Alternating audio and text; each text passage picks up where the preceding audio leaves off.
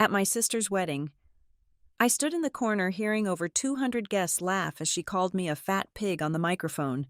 None of them knew that in just 3 days, headlines would name me the new CEO of the group owning the groom's firm. When he saw me, his face went white. My revenge was not a toast, but a secret of money and fraud hidden for over 30 years.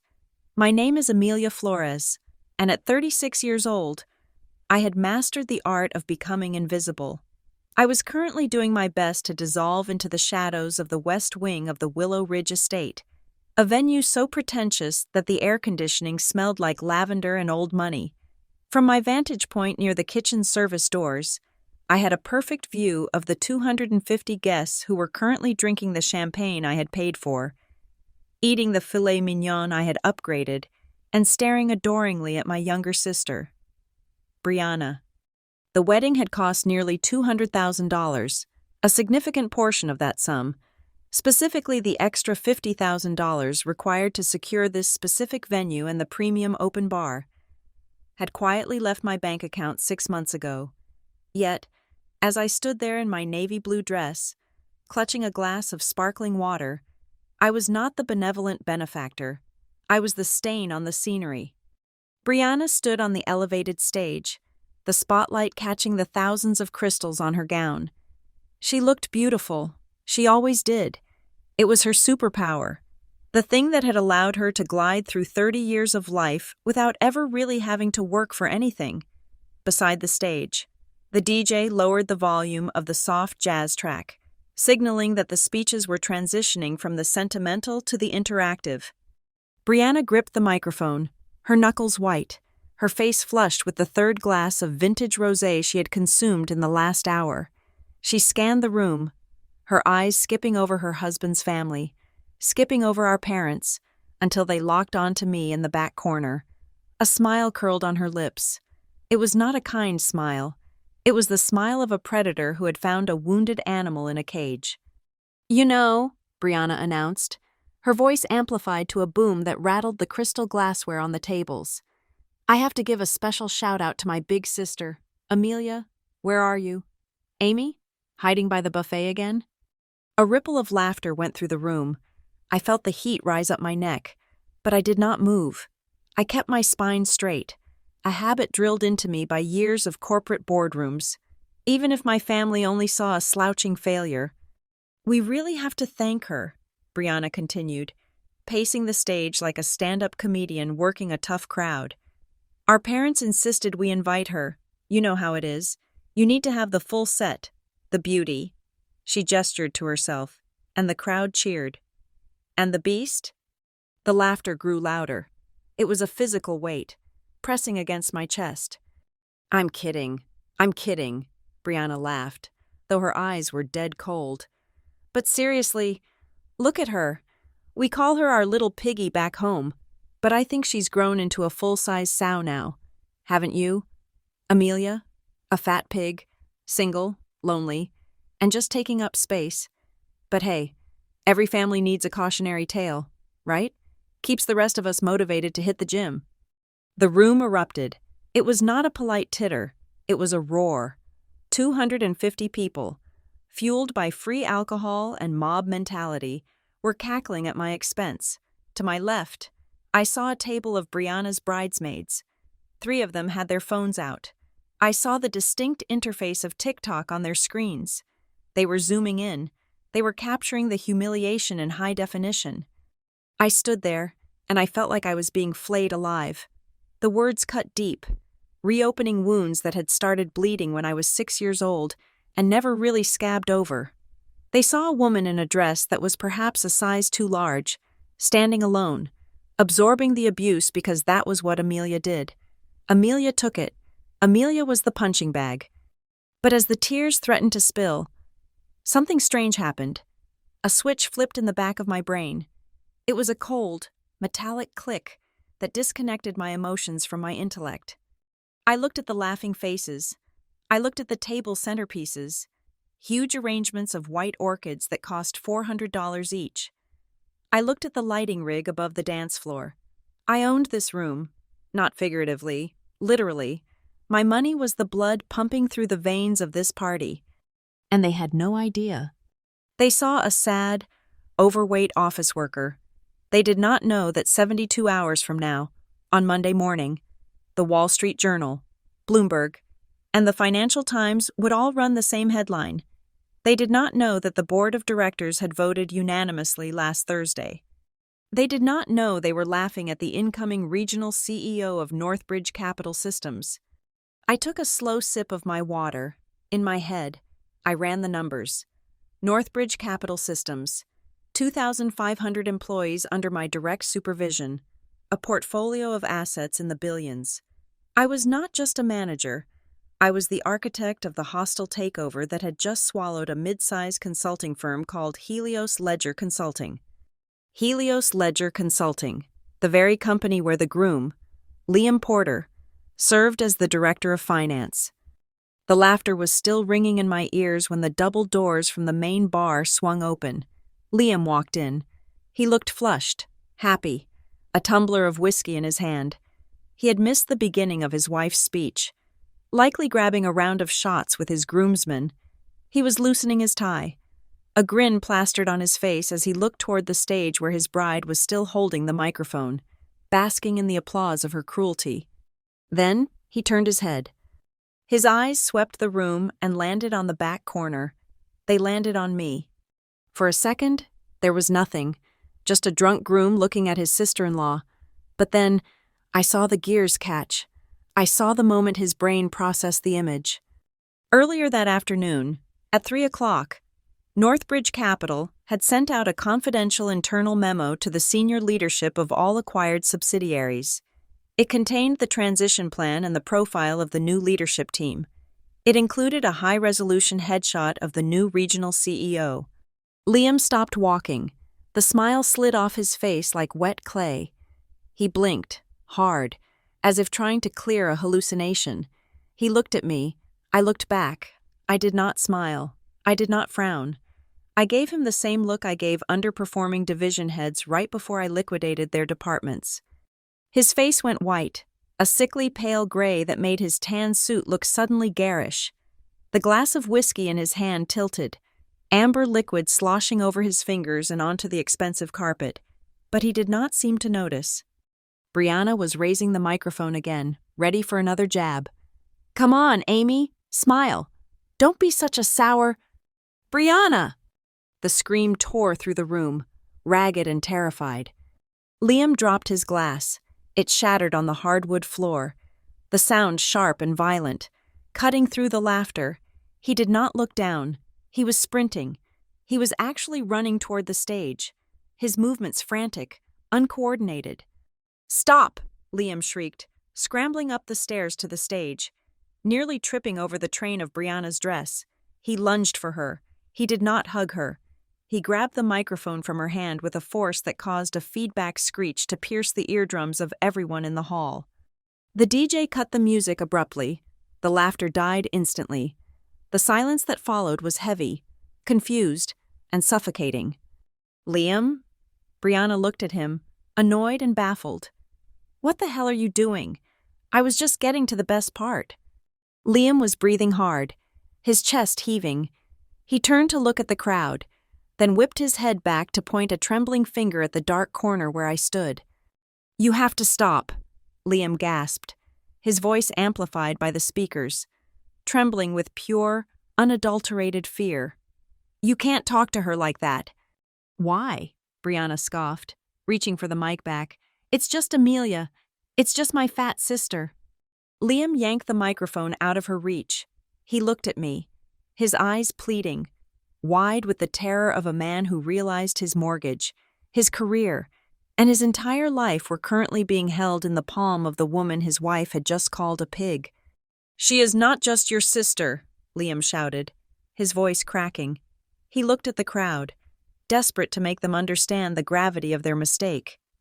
"That is Amelia Flores. She is the new CEO of Northbridge." He swallowed hard, the sound audible over the speakers. "She is my new boss. She owns the company." The silence that descended on the room was absolute. It was not the silence of peace. It was the vacuum of a bomb blast before the shockwave hits. For 3 seconds, nobody moved. Then, the rustling started. It began at the table with the finance guys, Liam's colleagues. I saw them reach into their pockets, then the bridesmaids, then the cousins. Smartphones lit up the dim room like fireflies. Thumbs tapped frantically against screens. I watched from my corner. I knew exactly what they were seeing. If you typed Amelia Flores Northbridge into Google, the press release embargo had technically lifted 15 minutes ago for the East Coast markets. Northbridge Capital Systems appoints Amelia Flores as regional CEO to lead Western expansion and restructuring. I saw the color drain from the face of Liam's best man. I saw a woman at table 5, who had been laughing the loudest, cover her mouth with her hand. I saw the bridesmaids who were recording TikToks, frantically tapping their screens, likely deleting the evidence of their own stupidity. Brianna stood frozen on stage. She looked at Liam, then at the guests, then, finally, across the expanse of the room to me. Her mouth opened, but no sound came out. The power dynamic in the room had not just shifted, it had inverted violently. The air was sucked out of the space, leaving only the cold, hard reality of consequence. I did not say a word. I did not need to. I slowly set my glass of water down on a passing waiter's tray. I smoothed the front of my dress. I looked at Liam, who was sweating profusely under the stage lights, and gave him a single, barely perceptible nod. Then, I turned my back on them. I walked toward the exit doors, my heels clicking rhythmically on the floor. I could feel 250 pairs of eyes burning into my back. They were no longer eyes of judgment or mockery. They were eyes of fear. As I pushed the heavy doors open and stepped into the cool night air of the Portland outskirts, I took a deep breath. This was not the end. This was barely the prologue. They thought the story ended here, with a shocking reveal and a ruined wedding toast. They were wrong. They had absolutely no idea what was coming. I was going to tell the whole story. I was going to explain exactly how the invisible, useless daughter became the woman who could dismantle her brother-in-law's entire existence with a single fountain pen, and I was going to enjoy every single second of it. To understand why I walked out of that ballroom with dry eyes and a steady pulse, you have to understand where I came from. You have to understand a small, suffocating town in Iowa, and a house painted a cheerful yellow that hid a rot deep within its foundation. My story does not begin in a boardroom. It begins at a dinner table, where the portions of love were served with the same inequality as the portions of dessert. Psychologists have terms for families like mine. They talk about the golden child and the scapegoat. They talk about narcissistic family systems. But when you are 7 years old, you do not know these terms. You only know that when your sister Brianna draws a stick figure that looks like a potato, your mother frames it and hangs it in the hallway. You know that when you bring home a report card with straight A's, your father, Dale, glances at it during a commercial break, grunts a non-committal noise, and says, "That is nice. Amelia, now move. You are blocking the television." I was the draft horse. Brianna was the show pony. My parents, Carol and Dale, did not beat me. They did not starve me. To the neighbors, we were the perfect nuclear family. But inside those walls, I was being slowly erased. I was labeled early on. I was the difficult one, the serious one, the one who did not smile enough. Brianna was the sunshine. She was bubbly, loud, and demanding, and my parents drank her up like she was the only water in a desert. We had a bookshelf in the living room filled with family photo albums. If you were a stranger flipping through them, you might assume Carol and Dale had only one daughter, and perhaps a neighbor's kid who occasionally wandered into the frame. Brianna was always in the center, bright and focused. I was always on the periphery. In one particularly telling photo from a trip to the Grand Canyon, I am literally cropped out. You can just see my left shoulder and part of my ear on the edge of the print. The camera, like my parents' attention, simply did not account for my existence. I learned to make myself small. I learned that my needs were an inconvenience, while Brianna's whims were emergencies.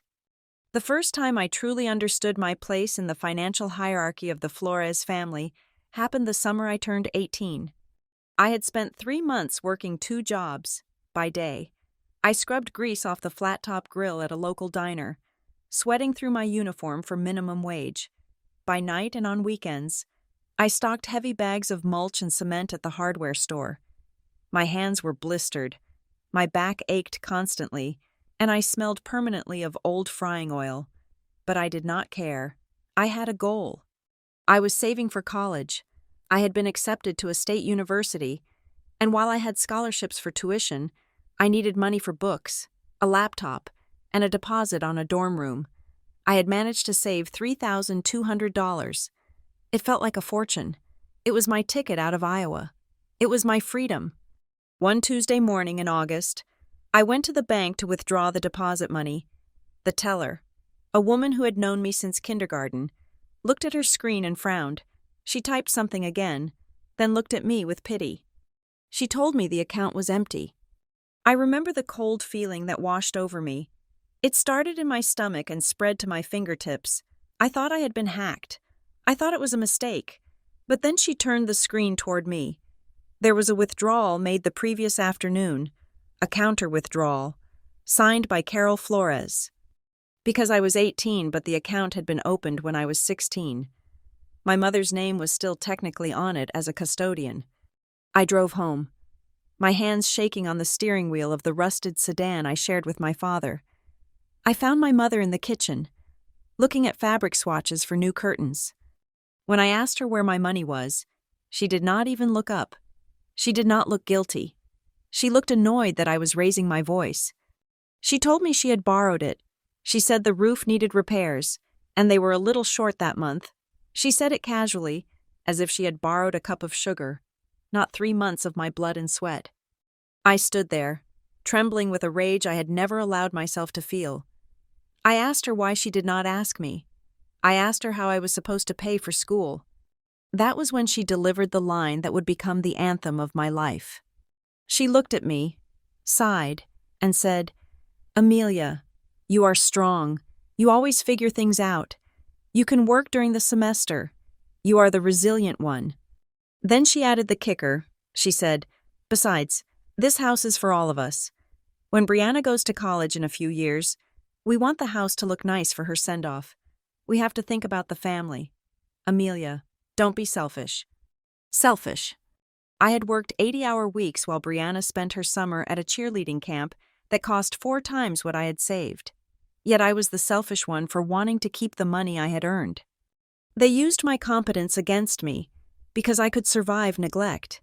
They decided I did not need support because Brianna was helpless and demanding. They decided she deserved everything. It was a tax on my strength, levied to subsidize her weakness. I did figure it out. Of course, I took out a predatory student loan I should never have needed. I worked the night shift at a warehouse during my freshman year. I survived, but I never trusted them again. However, the true turning point, the moment that planted the seed for the woman who would one day become a CEO, happened 6 months later, during my winter break. I had come home for Christmas, mostly because I had nowhere else to go. The house was tense. Money was tight, as usual. Yet there was a pile of expensive gifts under the tree for Brianna. Designer jeans, a new stereo system. For me, there was a sweater that was 2 sizes too big. Late one night, I woke up thirsty. As I crept down the hallway toward the kitchen, I heard voices from the living room. My parents were arguing. They thought everyone was asleep. I heard my father, Dale, sound more aggressive than usual. He was talking about money. He was talking about a lawyer. Then I heard him say something that made me freeze in the dark hallway. He said, "Mother made it clear that trust was for Amelia. She knew Brianna would get everything from us. She wanted Amelia to have a cushion." My heart hammered against my ribs. I pressed myself against the wall. Holding my breath, I knew they were talking about my father's mother, my grandmother, who had passed away 3 years prior. She was a quiet, stern woman who I had always felt a strange kinship with, though we rarely spoke. My mother's voice cut in, sharp and dismissive. She said, "Dale, Be practical. Amelia is going to be fine. She is studying business. She is going to get a boring job and live a boring life. She does not need $28,000. Think about Brianna. She has real potential. She needs acting classes. She needs a better car if she's going to commute to the city for auditions. $28,000. In that hallway, in the dark, the number echoed in my head. It was an astronomical sum. It was life-changing money, and apparently, it had been left to me. Specifically to me. My father muttered something about it being illegal, about the will. My mother laughed. It was a dry, ugly sound. She said, "Nobody knows about it. Dale, the executor is your old friend Bob. He will do what we tell him. We are just reallocating resources to where they will get the best return. Amelia is a survivor.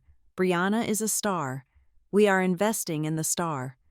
I heard the sound of a heavy glass being set down on the coffee table. Then silence. I did not storm into the room. I did not scream. The old Amelia, the one who wanted justice, might have done that, but the Amelia who had her savings stolen, the Amelia who was currently working the night shift to pay for textbooks, she did something else. I turned around and walked silently back to my room. I lay in bed, staring at the ceiling, and I felt something inside me harden. It was like iron cooling. I realized then that I was not a daughter to them. I was not a person. I was a resource to be mined when necessary, and an obstacle to be managed when I became inconvenient. I was the error in their system. They had decided on a narrative. Brianna was the protagonist, and I was the supporting character who did not require a budget. If I wanted to survive, I had to stop looking for their validation. I had to stop waiting for them to realize I was worthy of love. I made a decision that night. I would disappear. Not physically. That would be too dramatic. And I had no money to run away. I would disappear emotionally. I would disappear financially. I would become invisible. From that day forward, I stopped telling them anything real. When I got promoted at my warehouse job, I didn't tell them. When I switched my major to finance and started getting top marks in my class, I told them I was struggling. When I started making real money in my 20s, I told them I was barely scraping by as an administrative assistant at a nonprofit. I wore thrift store clothes when I visited home. I drove a beaten-up car I rented just for the trip. I let them believe their own narrative. I let them believe I was the loser, the struggler, the one who needed to be pitied but never helped. I hid my life from them like a squirrel hiding nuts for winter. Every success, every raise, every accolade was a secret I hoarded. I grew up with the belief that I was a mistake, a glitch in the family matrix. So, I decided to operate like a glitch. I would run in the background, silent and undetected, accumulating power while they focused all their energy on their shining star. They thought they were cutting me out of the picture. They did not realize that by pushing me into the shadows, they were teaching me exactly how to hunt in the dark. And 20 years later, standing in that ballroom, listening to the silence after Liam's scream, I knew one thing for certain: the bill for the roof, the bill for the trust fund, and the bill for 30 years of being the strong one had finally come due. And unlike my mother, I intended to collect every single penny with interest. 3 weeks before I stood in the corner of that ballroom being ridiculed, I was sitting in a Herman Miller Aeron chair in my penthouse apartment overlooking Elliott Bay in Seattle. The time on my laptop screen read 2:17 in the morning. Outside, the city was asleep, a tapestry of rain-slicked streets and distant harbor lights. But inside my living room, the air was electric with the silent hum of a career-defining moment. I had just refreshed my inbox for the 100th time that night, and there it was. The email was from the chairman of the board at Northbridge Capital Systems. The subject line was deceptively boring. Board Resolution 402B regarding regional leadership structure. I clicked it open. My heart did not race. It slowed down. It was the calm focus of a sniper who had finally lined up the perfect shot after waiting in the brush for days. The email confirmed it. Effective the 1st of the month, I was the new Regional Chief Executive Officer for the Western Division. I leaned back. the leather of the chair creaking softly in the silence. I let out a breath I felt like I had been holding for 14 years. 14 years of missed holidays.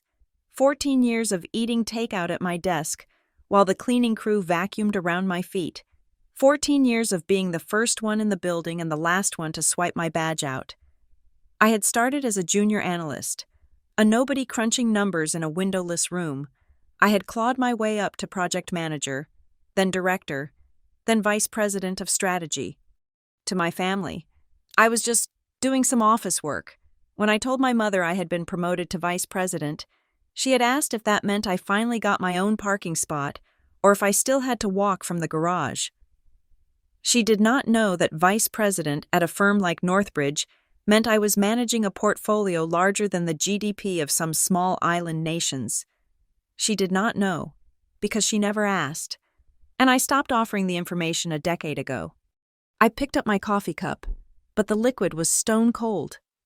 I walked over to the floor-to-ceiling window and pressed my hand against the cool glass. My reflection stared back at me. I looked tired. There were dark circles under my eyes that no amount of expensive concealer could hide. I wanted to call someone. That was the instinct, wasn't it? You get the biggest promotion of your life, a job that comes with a 7-figure salary and stock options that could buy my parents' house 10 times over, and you want to share it. I looked at my phone lying on the marble kitchen island. Who would I call? If I called my mother, she would probably interrupt me to talk about the wedding flower arrangements or ask if I had remembered to send the check for Brianna's bridal shower gift. If I called my father, he would ask if the new job came with better health insurance because he was thinking of switching providers. I realized then, standing in a $4 million apartment that I had bought with my own money, that success is an incredibly quiet experience when you are the family ghost. There is no applause. There is just the sound of the rain hitting the glass and the hum of the refrigerator. I turned away from the window. Sentimentality was inefficient. I had work to do. Along with the appointment email, the board had sent over a secure link to the transition and acquisition data room. Northbridge had just closed the deal on a mid-sized firm called Helios Ledger Consulting. As the incoming CEO, it was my job to clean house. My reputation in the industry was not nice. They called me the scalpel. I was the person they sent in to cut out the rot, streamline operations, and integrate the new asset into the Northbridge machine. I sat back down and logged into the secure server, the screen filled with folder icons. HR, legal, operations, finance. I clicked on Human Resources org chart. I scrolled down the list of names, my eyes scanning for the senior leadership team of Helios. I knew, of course, that my brother-in-law worked there. It was one of the reasons I had kept my distance from the acquisition talks until the deal was signed, recusing myself to avoid any conflict of interest. But now that I was the boss, the conflict was gone. Now, he was just personnel. There he was, Liam Porter, Director of Finance. I stared at his headshot. He was smiling that charming, easy smile that had convinced my sister he was a catch. He looked confident. Why shouldn't he be? He was a 32-year-old director making a healthy 6-figure salary, married to the prettiest girl in town. I closed the HR folder and opened Internal Audit Q3. This was where the bodies were buried. Every company has them. Small inefficiencies, lazy accounting, forgotten subscriptions. But as I scrolled through the preliminary audit report filed by the Northbridge due diligence team, a red flag caught my eye. It was a small notation in the margins of the discretionary spending section. The auditor had written, "Unusual frequency of event vendor payments, high variance from market rates. Recommend further review." I frowned. In the grand scheme of a billion-dollar acquisition, a few overpriced parties were usually a rounding error, but I was meticulous. It was how I survived. I opened the raw data file for accounts payable, marketing, and events. I filtered the list by vendor name. The spreadsheet reconfigured itself, and one name suddenly dominated the screen: Lumiere and Lace Events. I froze. My fingers hovered over the trackpad. Lumiere and Lace Events. It sounded fancy. It sounded professional. But I knew exactly what it was. It was the LLC my sister Brianna had registered 2 years ago when she decided she wanted to be an event planner. She operated it out of her guest bedroom, as far as I knew. Her biggest client was Mrs. Higgins down the street, who needed help organizing a cat birthday party. I looked at the headquarters address listed in the vendor file. It was a P.O. box in Denver, not their home address. Smart. A clumsy attempt at obfuscation, but smart enough to pass a casual glance. I started looking at the numbers. Invoice number 1044. Client appreciation as dinner. Cost $18,500. Invoice number 1056. Team building retreat. Decor and logistics. Cost $42,000. Invoice number 189. Holiday gala. Consultation fee. Cost $15,000. The numbers were staggering. I knew the event industry. I knew what things cost. These weren't markups. They were highway robbery. $15,000 just for a consultation fee? You could hire a celebrity planner for that. I clicked on the digital copy of Invoice 1056. It opened as a PDF. There was the logo, a curly gold font that Brianna had probably designed on Canva. And there, at the bottom of the invoice, was the approved by digital signature. Liam Porter, Director of Finance. My stomach turned.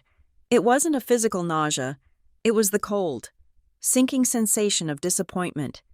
I had always thought Liam was weak.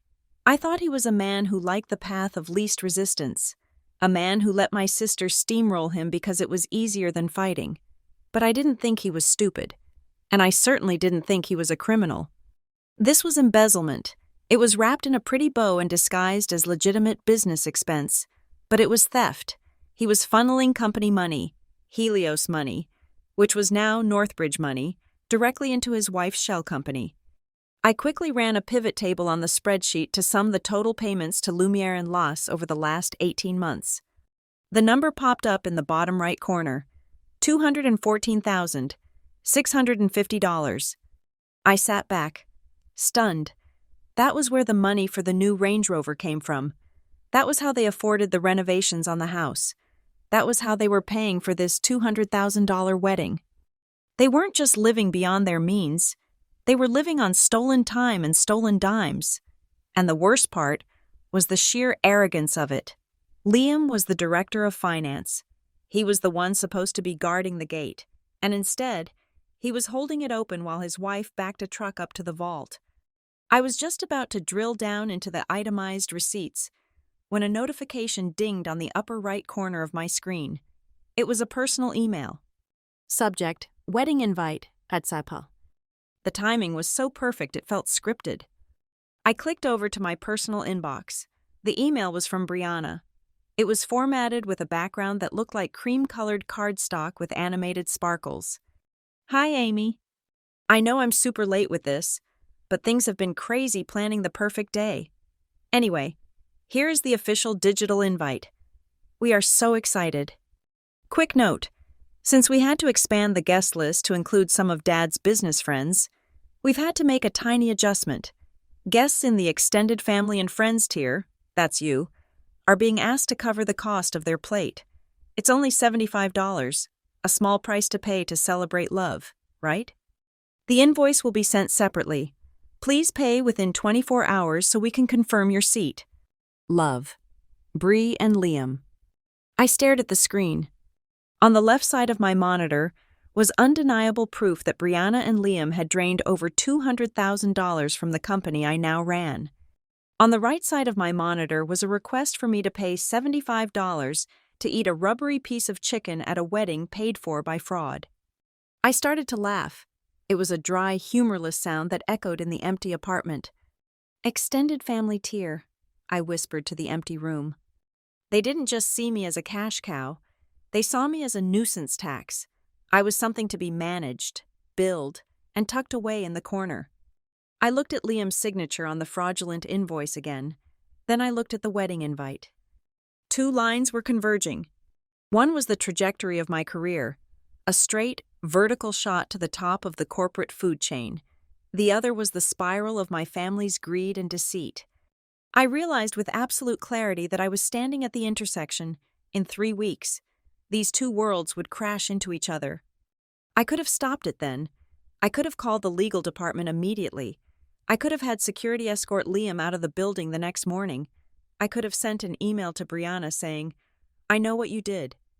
But then I remembered the photo album with my face cropped out. I remembered the trust fund. I remembered the years of being told I was difficult, while I subsidized their delusions of grandeur. I closed the email from Brianna without replying. I went back to the audit file. I created a new folder on my encrypted drive. I named it Project Willow. I dragged the invoices into the folder. Then I downloaded Liam's entire email history for the last year. If they wanted me to pay for my dinner, I would, but I was going to make sure that by the time dessert was served, they understood exactly who was picking up the real tab.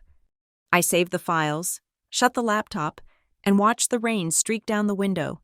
The reflection looking back at me wasn't tired anymore. She looked ready. The initial email from Brianna had mentioned a $75 charge for the meal. I had scoffed at it, but I was prepared to pay it just to avoid the drama.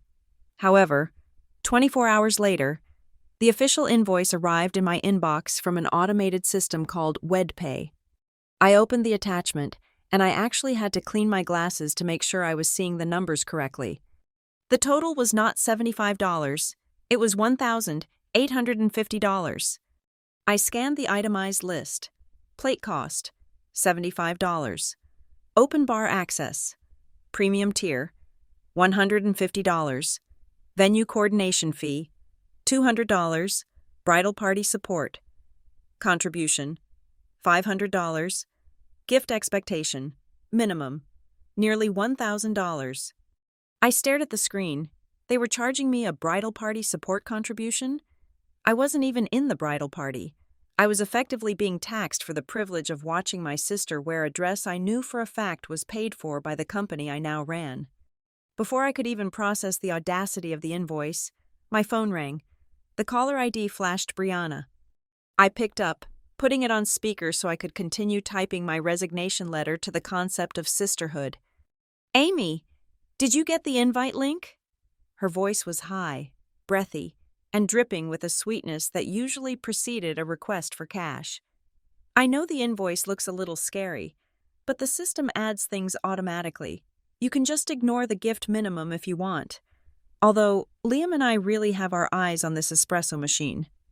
"Brianna," I said, keeping my voice level, "why am I being charged $500 for bridal party support?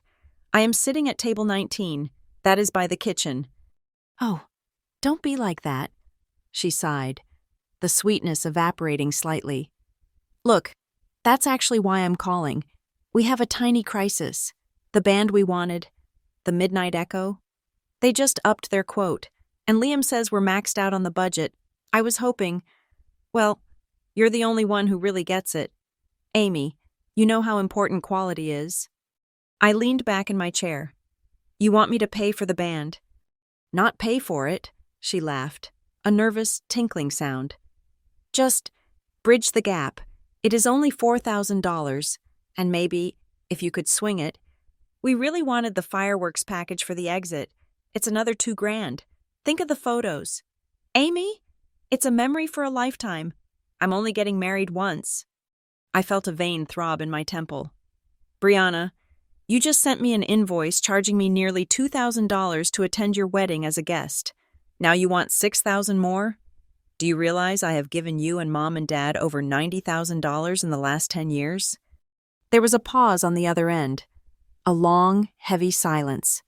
"Wow," she whispered, her voice trembling. "I didn't know you were keeping score. That is really ugly. Amelia, I thought we were family.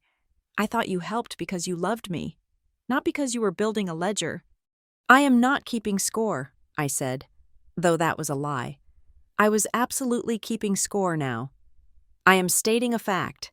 Why am I an extended guest if I am the primary financier of this family's lifestyle?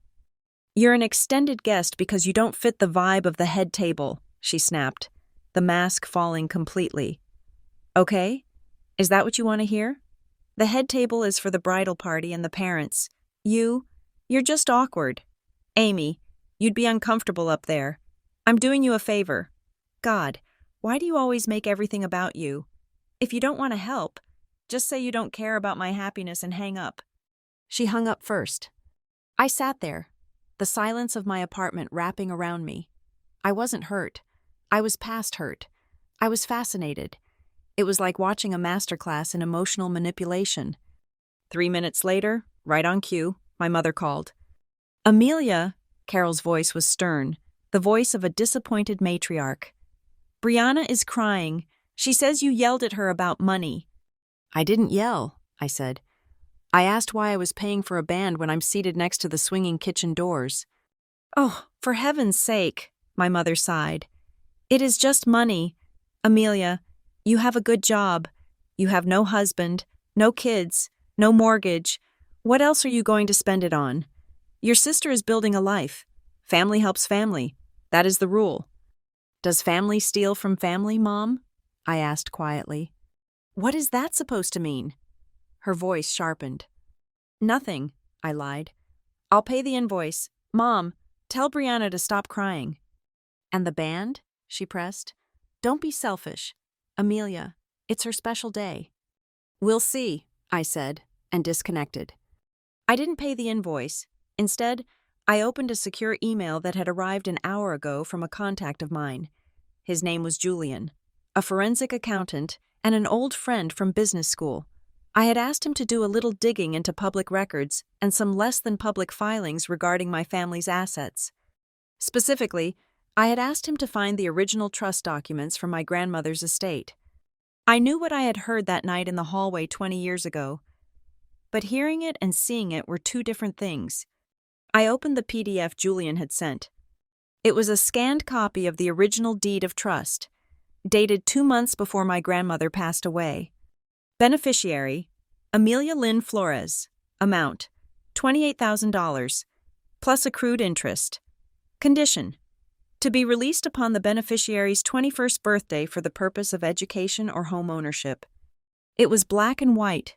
My name, only my name. Then, I scrolled to the second page of the PDF. This was a document filed with the county clerk a year after my grandmother died. It was a petition to modify the trust due to clerical error. In the revised document, my name had been struck through. In its place, typed in a different font that didn't quite match the typewriter alignment of the original, was the Flores Family Trust, for the benefit of Brianna Flores. At the bottom of the page were the signatures consenting to the change: Dale Flores, Carol Flores, and a signature that looked like mine. I zoomed in on the signature, Amelia L. Flores. I looked at it until my eyes burned. I remembered that day. I was 21. My mother had put a stack of papers in front of me, insurance forms for the car. She said, "Just sign here, here, and here. Honey, Daddy needs to update the policy." I had signed my own inheritance away. I had signed over the money that would have kept me from working the night shift. I had signed over the money that would have let me buy a house 10 years ago. And where did it go? I closed my eyes and I saw it all. I saw Brianna's first car, a convertible she crashed 3 months later. I saw the down payment on my parents' forever home that they claimed they saved for by skipping vacations. I saw Brianna's tuition at that private arts college she dropped out of after 2 semesters. It wasn't just that they favored her, it was that they had cannibalized me to feed her. They had looked at me, the responsible one, the quiet one, and decided I could survive being stripped for parts. They looked at Brianna and decided she was too fragile to work, so she deserved to eat the fruit of my labor. I opened a blank Excel spreadsheet. I didn't feel sad anymore. The sadness had evaporated, replaced by a cold, hard rage that felt like ice water in my veins. I started typing. Row 1. Bailout for Dad's credit card. 2015. $4,000. Row 2. Brianna's rent deposit. 2017. $2,500. Row 3. Mom's medical bill, elective surgery. 2018. $6,000. Row 4. Car repair for Liam, 2020, $1,200. Row 5. Emergency loan for Brianna's business startup, 2021, $10,000. I went back through my bank statements. I went back through Venmo. I went back through Zelle history. The list grew. It scrolled past the first screen. It scrolled past the second. Every birthday check I wrote. Every time I picked up the tab for a family dinner where they ordered the most expensive wine and didn't offer to tip.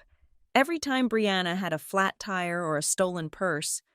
I reached the bottom of the list. I added the trust fund principal, adjusted for conservative market growth over 15 years. I highlighted the total sell, $214,000. It was almost exactly the same amount Liam had embezzled from Helios. The symmetry was poetic. The Flores family economy was a closed loop of parasitism. Liam stole from the company to give to Brianna. My parents stole from me to give to Brianna. I worked myself to the bone to give to them, so they could give to Brianna. All roads led to Brianna. She was a black hole in a wedding dress, consuming everything in her orbit. I stared at the number, $214,000. That was the price of my admission to this family. That was what it cost to be the good daughter. I picked up my phone and opened the banking app. I paid the $1,850 invoice for the wedding. It felt counterintuitive. I know. Why pay them another cent? Because I wanted a ticket. I needed to be in that room. I needed to be sitting at table 19. I needed to witness the moment the music stopped. I wasn't going to pay for the fireworks or the band. I wasn't going to send a gift. I typed a text to Brianna. Paid the invoice. See you at the wedding. Looking forward to the big surprise. She replied instantly with a string of heart emojis and a thanks sis. Knew you'd come through. I looked at the Excel sheet one last time before saving it as the ledger, XLSX. They thought I was a wallet with legs. They thought I was an endless resource they could tap whenever the well ran dry. They didn't realize that banks have closing hours. They didn't realize that every loan eventually gets called in. This wedding wasn't going to be a celebration. It was going to be an audit, and I was the auditor. I closed my laptop and walked into my bathroom to wash my face. I looked in the mirror. The woman staring back wasn't the fat pig my sister saw. She wasn't the selfish daughter my mother saw. She was the CEO of Northbridge Capital, and she was done negotiating with terrorists. The conference room on the 42nd floor of the Northbridge headquarters was designed to intimidate. It had walls of acoustic glass, a table made from a single slab of reclaimed walnut, and a view that reduced the city of Seattle to a circuit board of rain and concrete. I sat at the head of the table. To my right was Marcus Hale, my newly appointed Chief Financial Officer, a man who viewed the world entirely through the lens of risk assessment. To my left was Naomi Brooks, the head of compliance, who had a reputation for being able to spot a regulatory violation from 3 miles away. We were not there to discuss strategy or market expansion. We were there to perform an autopsy on the finances of Helios Ledger Consulting. I had called this meeting off the books, no assistants, no minutes, just the 3 of us, and a terabyte of financial data projected onto the wall. Marcus tapped a key on his laptop, and the screen filled with a visualization of vendor payments. It looked like a spider web, with thick lines connecting the Helios corporate accounts to various suppliers, but one line was thicker than the others, pulsing with a frequency that demanded attention. "We have isolated the vendor in question," Marcus said, his voice dry and professional. "Lumiere and Lace Events. We went back 3 years, covering the entire tenure of Liam Porter as Director of Finance." I leaned forward, studying the data. "What did we find?" I asked, though I already suspected the answer. Naomi took over, using a laser pointer to circle a cluster of transactions. "It is a classic kickback structure, but surprisingly brazen."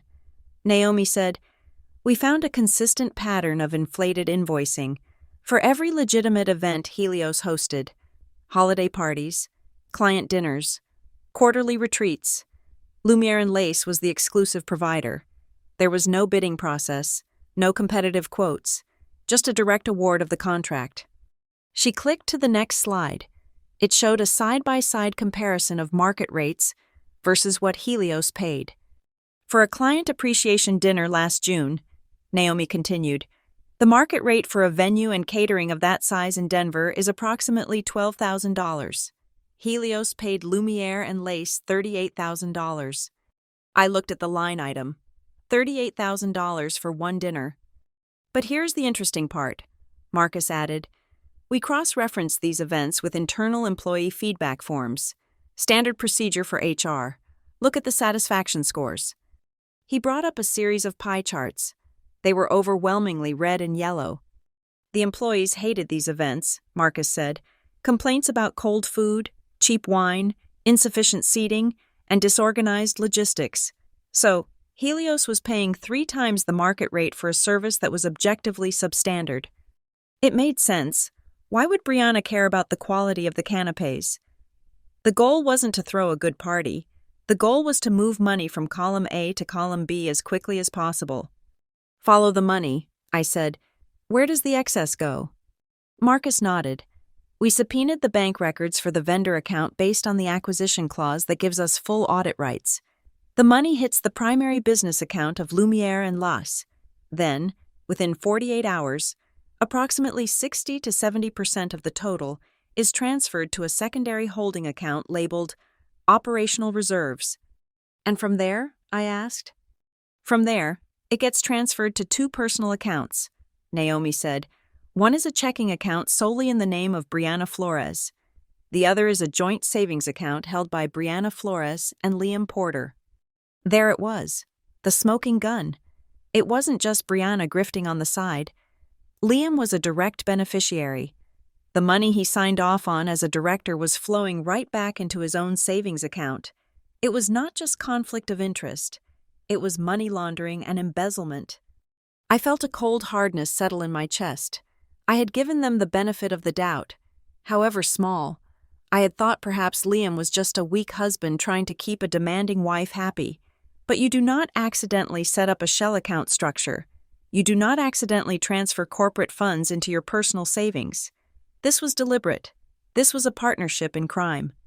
Do we have communications? I asked. Naomi pulled up a folder of emails. We recovered these from the server archives. Liam tried to delete them, but the backup system captures everything. She opened an email chain dated 2 years ago. It was a conversation between Liam and Brianna, sent to his work email from her personal address. Liam, babe, I can't sign off on $50,000 for the retreat. It is too much. Compliance is going to ask questions. The budget is only $30,000. Brianna, just put it under training and development instead of entertainment. Nobody checks that code. We need the deposit for the house renovation. Liam, you promised. Liam, I don't know. It feels risky. Brianna, do you want the house or not? Do you want me to be happy or not? Just do it. Everyone does it. The old management doesn't care as long as the teams are happy. Liam, okay, I will reclassify it, but this is the last time we go this high over budget. I read the email twice. This is the last time. But it wasn't the last time. There were 20 more invoices after that date. Liam had traded his integrity for a kitchen renovation. He had sold his professional soul because he was too terrified to tell my sister no. Marcus cleared his throat, bringing me back to the room. Amelia, he said, looking at me with serious eyes, this is grounds for immediate termination and criminal referral. My recommendation is that we suspend Liam Porter immediately, pending a full forensic audit. We should lock him out of the system today. Before the acquisition is fully public, it is the safe move. We cannot have a known embezzler having access to our financial systems for another hour. Naomi nodded in agreement. I have drafted the suspension letter. We can have security escort him out of the Helios building in Denver within the hour. It was the right business decision. It was the logical, safe, CEO-level decision. No, I said. Marcus blinked. Excuse me? I stood up and walked to the window, looking out at the gray sky. We do not touch him yet, I said, keeping my back to them. But Amelia, Naomi protested, the liability. I turned around. I will take personal responsibility for the liability. I want his access monitored, not revoked. I want a mirror on his terminal. Record every keystroke. If he tries to move a single cent, we freeze it. But do not fire him. Not yet. Why? Marcus asked, genuinely confused. Because I need to see something. I said. I could not explain it to them. I could not explain that I needed to attend a wedding in 3 days. I could not explain that I needed to see exactly how Liam and Brianna treated me when they thought I was nothing. So that when I revealed I was everything, the justice would be absolute. If I fired Liam today, the narrative would shift. He would be the victim of a corporate merger. He would cry to the family that the mean new owners kicked him out. Brianna would spin it. They would be martyrs. No, I needed them to feel safe. I needed them to be arrogant.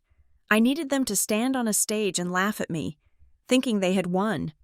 I want to know how they treat me when they think I'm useless, I said quietly. I want to know who they are when they think no one is watching. Naomi looked at Marcus, then back at me. She did not like it, but she recognized the tone. It was not a request. Very well, Naomi said, closing her folder. But I need to formally register my objection for the record, and we need to lock down this evidence. If this leaks, it looks like we are condoning fraud. Secure the files, I ordered. Encrypt everything. Only the 3 of us have the key. If anyone asks, it is a standard pre-integration review. As the meeting dispersed, my laptop pinged with a notification. It was an email sent to my new CEO-designate inbox, which had only been active for 48 hours. The sender was Anonymous Watcher 88. I opened it. Subject: You should know what you are buying. Body: Dear Ms. Flores, welcome to the nightmare. You should look at the wedding happening this weekend at Willow Ridge. The director of finance is throwing a party that costs more than his annual salary. Ask him who paid for the fireworks. Ask him why the vendor Lumiere and Lace is the only one getting paid on time. He is stealing from the company to pay for his wife's dream day. Don't let them get away with it. I stared at the screen. Someone else knew. It wasn't just a secret between Liam and Brianna anymore. There were employees at Helios who were watching, seething, waiting for someone to come save them. This anonymous whistleblower had likely been terrified to speak up under the old management, but seeing a new female CEO, they took a chance. This changed things. It wasn't just my money and my trust fund anymore. It was the morale of 200 people at that office who were working hard while Liam and Brianna siphoned off the profits for Champagne Towers. I was not just avenging myself, I was cleaning house for them. I forwarded the email to my personal secure folder and deleted it from the inbox. I closed my laptop and packed up my things. It was late. The office was nearly empty. I drove home in silence. When I walked into my kitchen, the first thing I saw was the cream-colored invitation on my refrigerator, held up by a magnet from a pizza place. Brianna and Liam, a celebration of love. I looked at the fancy calligraphy. I looked at the date. They had built a castle on a foundation of sand, and they had invited the tide to come watch it fall. I reached out and touched the invitation. It felt heavy, loaded with the weight of stolen dollars and lies. Marcus wanted to stop the bleeding now. Naomi wanted to mitigate risk. They were good executives, but they were playing checkers. I was playing chess. If I stopped Liam now, it would be a scandal. If I let him stand up at that wedding, in front of 250 witnesses, and flaunt his stolen wealth while mocking the person who signed his paychecks, that would not be a scandal. That would be a reckoning. I whispered to the empty kitchen. Okay, if everything has to explode, we are going to make sure it explodes in the right place. I went to my bedroom and pulled out my suitcase. I packed my navy blue dress. I packed my heels. And at the bottom of the bag, I packed a manila folder containing the printouts of the Lumiere and Las audit trail. I was ready to go to the wedding. I was ready to be the fat pig. I was ready to be the joke. Because I knew the punchline, and nobody else did. The drive to Willow Ridge Estate took 45 minutes, winding through the manicured hills just outside of Portland. I arrived in my own car, a sensible sedan that didn't scream money, unlike the fleet of rented limousines currently depositing guests at the front portico. I checked my reflection in the rearview mirror one last time. I was wearing a navy blue dress. tailored to within an inch of its life. It was made of heavy, high-quality silk that draped rather than clung, designed to look professional and elegant without drawing the eye. I had paid $3,000 for it, but to the untrained eye, it was just a dark dress. That was the point. I wasn't there to be the center of attention. I was there to be a witness. I stepped out onto the gravel, the cool evening air biting at my bare arms. The estate was stunning. I had to give them that. The lighting was amber and soft, casting a romantic glow over the stone facade. Of course, it was stunning. I knew from the audit that the lighting package alone had cost $12,000, billed to Helios as server room upgrades. I walked into the foyer, where a massive seating chart was displayed on an antique easel. The names were written in gold calligraphy on thick, cream-colored cardstock. I scanned the top tables: head table, bride, groom, parents, expected. Table 1, groom's family. Table 2, bride's close friends. I kept scanning. I went through the single digits. I went through the teens. Finally, I found it. Amelia Flores. I was at table 19. I looked at the diagram of the room. Table 19 was not just in the back. It was tucked into the far corner, directly next to the double swinging doors of the catering kitchen. It was the table where they put the people they were obligated to invite, but desperately hoped wouldn't come. I walked into the ballroom. It was a sea of pastel florals and crystal glassware, a live jazz quartet, the one I had refused to pay for, but which evidently Liam had found the money for anyway, was playing softly on stage. I navigated through the crowd, dodging waiters with trays of hors d'oeuvres. When I reached table 19, I realized my table mates were exactly who I expected. There was Great Aunt Martha, who was 82 and mostly deaf, a cousin from my father's side whom I hadn't seen since I was 12, and a couple from the neighborhood where we grew up, who looked confused as to why they were seated so far away from the action. "Oh, look, it's Amelia," the neighbor woman said, squinting at me. Haven't you grown?" "Hello, Mrs. Gable?" I said politely, taking my seat. The chair was positioned so that every time a waiter exited the kitchen, the door created a gust of wind against my back.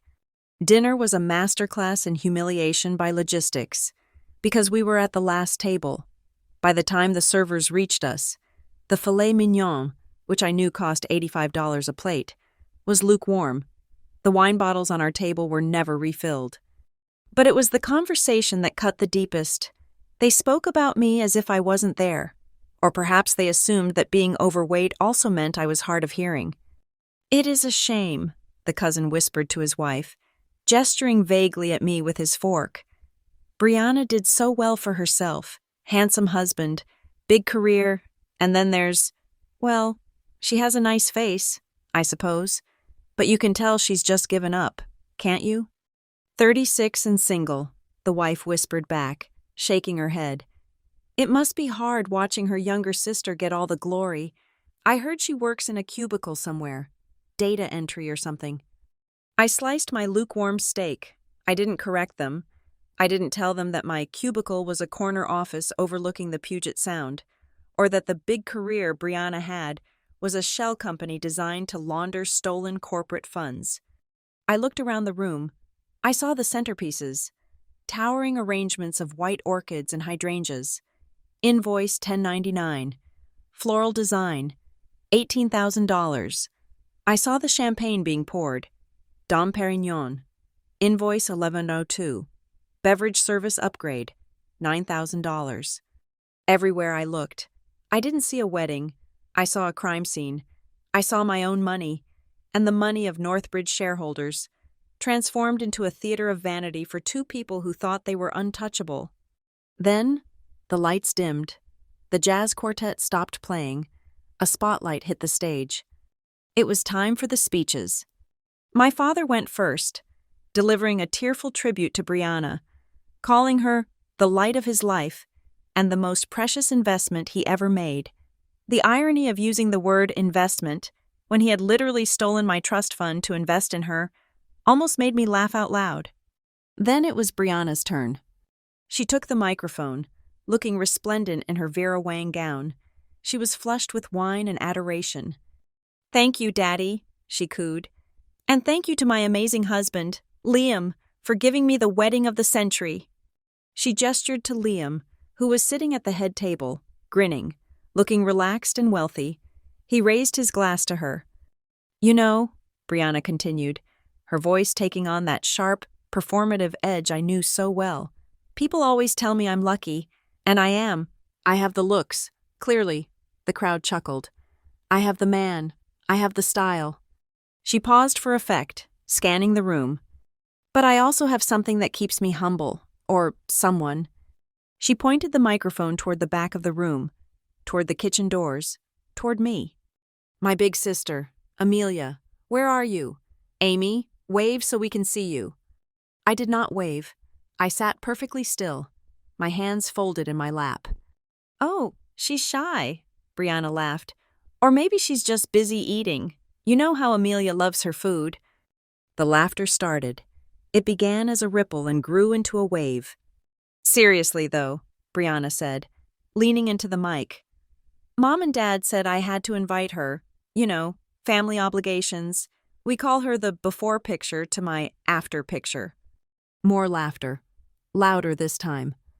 "But really, Amy," she said, her voice dripping with mock sympathy, "I know it's hard for you, being the older, single, heavier sister, a fat pig in a room full of swans. But hey, at least you have a great personality, right? Oh wait, you don't have that either." The room roared. It was a cruel, drunken sound. To my left, I saw a flash. One of Brianna's friends from high school was holding her phone up, recording. I could see the screen. She was zooming in on my face. The caption on her TikTok draft read, "When the ugly sister tries to ruin the vibe." In that moment, something inside me finally broke. But it wasn't a breakdown. It was a breakthrough. The part of me that was the little girl in Iowa, the one who just wanted her mother to look at her report card, the one who wanted her father to put her picture in the album. She died. She simply ceased to exist. I sat there, listening to 250 people laugh at my expense, and I felt absolutely nothing but clarity. They weren't laughing at Amelia Flores, the CEO. They were laughing at a ghost. They were laughing at a version of me that I had outgrown years ago, a version they insisted on keeping alive so they could feel better about themselves. I didn't cry. My hands didn't shake. I stood up. The movement caught the attention of the table. "Mrs. Gable looked at me with pity. "Oh, dear. Are you going to the restroom to have a cry?" I didn't answer her. I pushed my chair back. It scraped loudly against the floor, but nobody heard it over the laughter. I walked away from the table. I walked toward the back of the room, near the main bar, where the exit was. I needed air. I needed to let the cold night wash the sound of their laughter off my skin before I did what came next. As I passed the bar, the double doors opened. Liam was coming back in. He had apparently slipped out during his father-in-law's speech to get a fresh drink or use the restroom. He was holding a fresh glass of whiskey, looking flush and happy. He heard the laughter and looked toward the stage, where Brianna was still basking in the glow of her cruelty. Then he turned his head and saw me walking toward him. He smiled at first, a condescending, pitying smile. "Hey, Amelia, don't take it too hard. She's just having fun." I stopped. I was 3 feet away from him.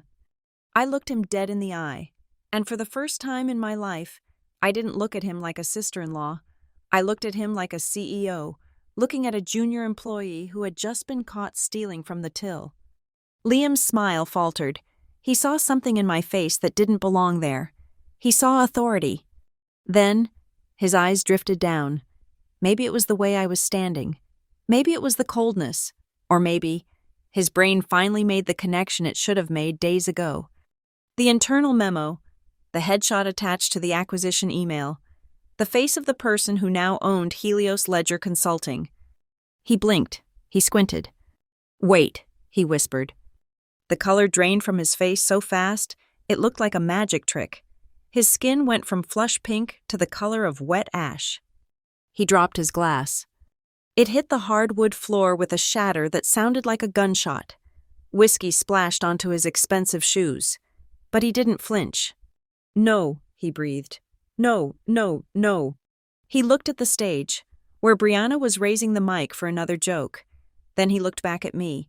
His eyes were wide, terrified, pleading. You're Flores," he stammered. "Amelia Flores, Northbridge." I didn't say a word. I just raised one eyebrow. Panic, primal and absolute, took over him. He didn't walk. He scrambled. He ran toward the stage, pushing past a waiter, nearly knocking over a flower arrangement. "Brianna!" he screamed. The sound tore through the laughter.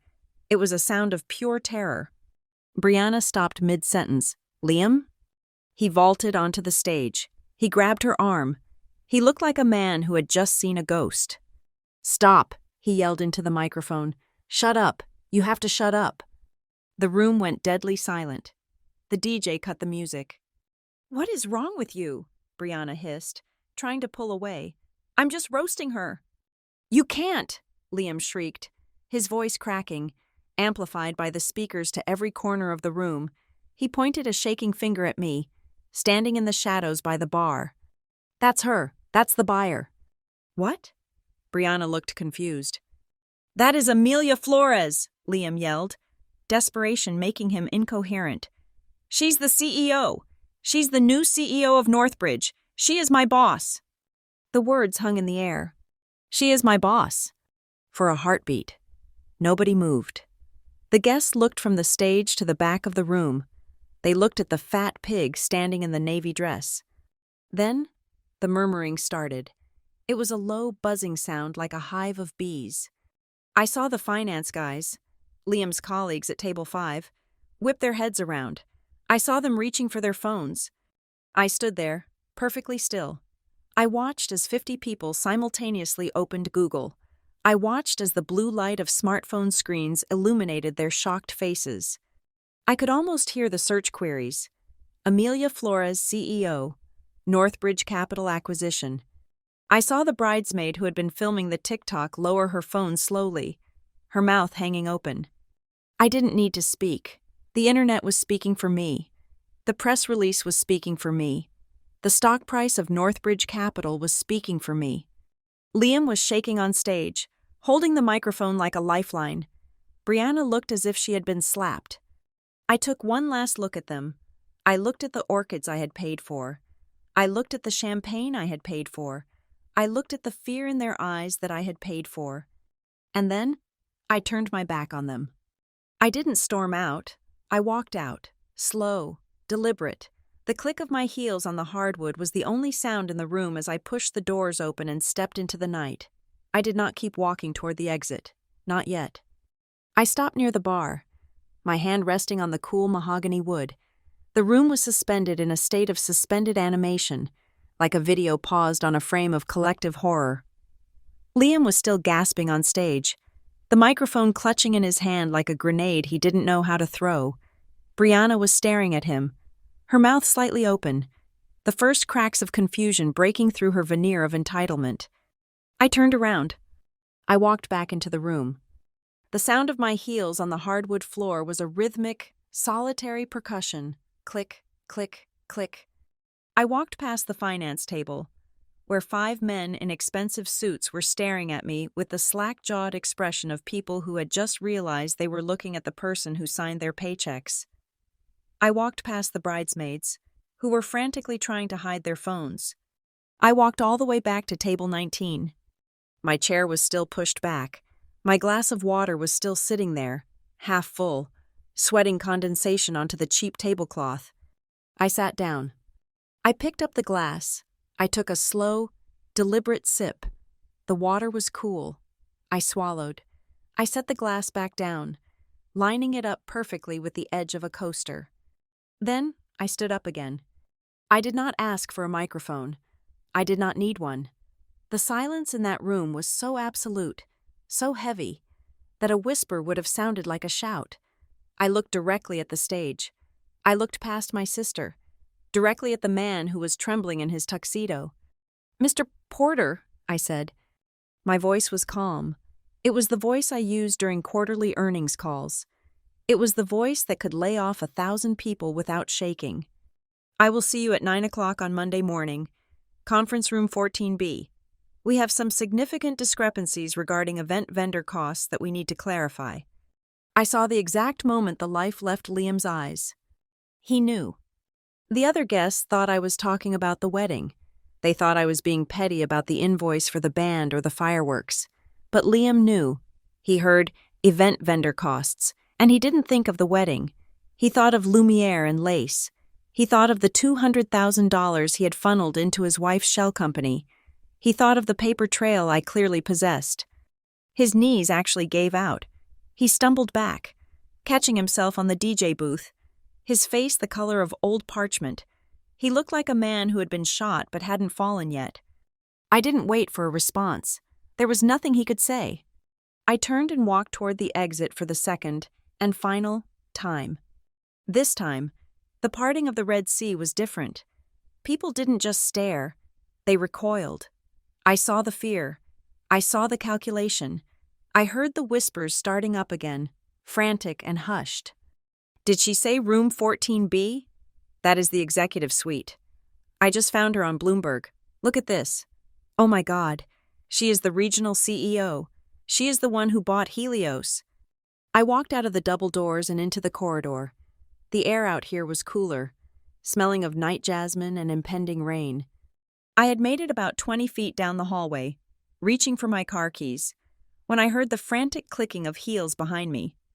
Amelia, stop! It was my mother.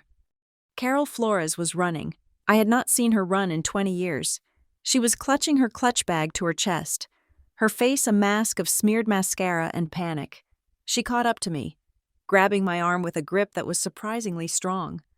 Amelia, she gasped, breathless. What was that? What is going on? I looked down at her hand on my arm. I didn't pull away, but I looked at it until she let go. I am going home, Mother, I said. I have a meeting on Monday. Is it true? She demanded, her voice shrill. What Liam said? Are you really the CEO? Yes. She stared at me. Her eyes searched my face, looking for the lie, but finding only the truth she had ignored for a decade. Then, her face crumpled. Not into pride, not into happiness, but into a strange, twisted form of victimhood. Why didn't you tell us? She wailed. Tears started to stream down her face.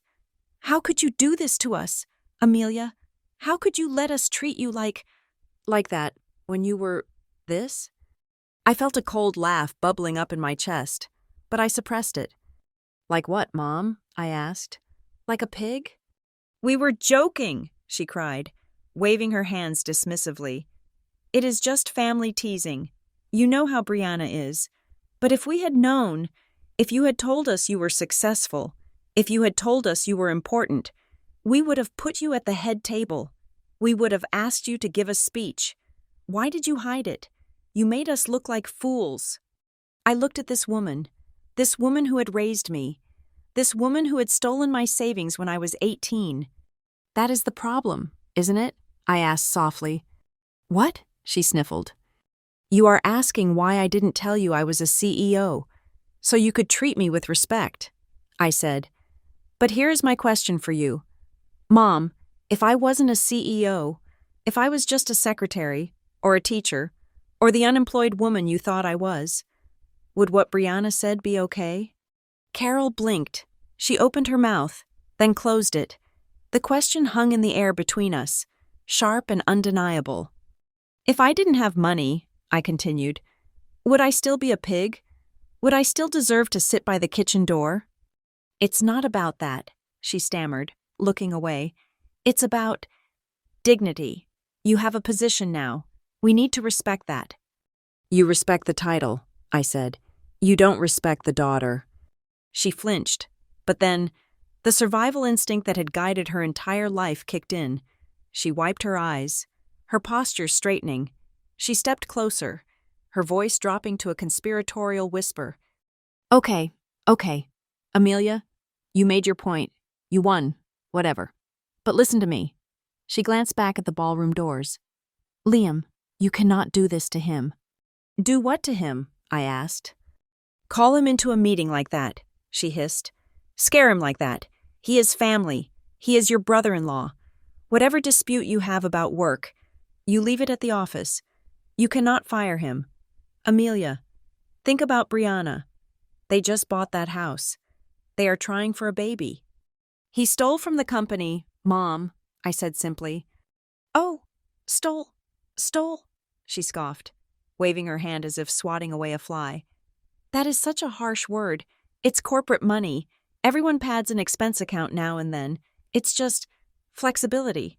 He was probably doing it to help the family, to help us.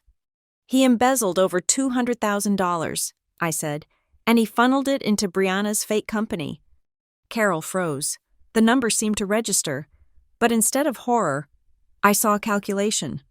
Well, she said slowly, you are the CEO, right? You can fix it. You can make it go away. Write it off as a loss, or a bonus. Call it a retroactive bonus. You have the power. Amelia, you have the money. She reached out and touched my arm again, this time stroking it affectionately. Do this for me, she pleaded, putting on her best motherly face. Don't destroy your sister's marriage over a clerical error. Be the bigger person. You always are. You are the strong one, remember? You are the strong one. The phrase that had been the chain around my neck for 30 years. I looked at her. I looked at the expensive dress she was wearing, which I knew I had indirectly paid for through one of the many loans I had given them over the years. No, I said. The word was quiet, but it hit her like a slap. What? No, I repeated. I am not the strong one anymore. Mom, I am the finished one. I am not the emergency wallet. I am not the fixer. And I am certainly not going to go to prison for covering up a felony to protect your retirement plan. Her face hardened. The affection vanished instantly, replaced by the cold, hard stare I knew so well.